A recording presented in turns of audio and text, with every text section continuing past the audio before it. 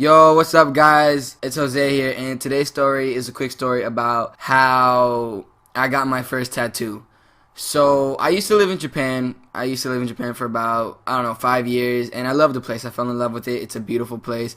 If anybody has the opportunity, I would suggest going there. I mean, you might never want to leave. The food, the people, the places, the scenery, everything's just great about it. But since I lived there, I wanted to get something that reminded me of Japan.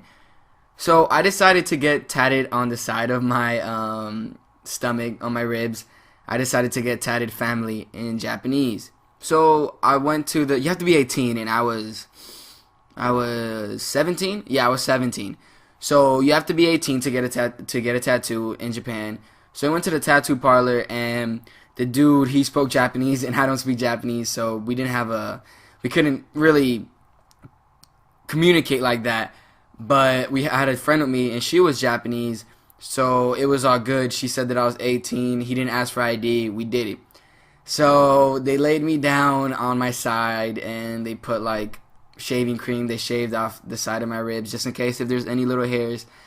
And then they put like deodorant, I guess so. I don't know. Oh, at first I didn't know what the deodorant was for, and I'll get to that later. So everything starts, he plans and everything, and I'm getting nervous. I'm like, dude, I made a mistake. I made a mistake. I'm getting nervous. So as time goes by, he's preparing, and then he starts putting the needle, and it hits me. I'm like, it hurts. Like it hurts, especially on the side of the ribs. I guess since the bone's there, it's just poking at it and poking at it and poking at it.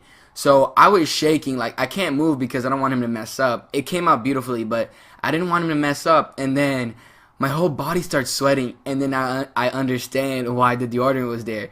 That specific spot was not sweating, but my whole body was like, I don't even understand. Like I had to hold somebody's hand the whole time. It was hurting. I didn't cry. I didn't stop. He asked me if I wanted to stop, but no, and I didn't bleed.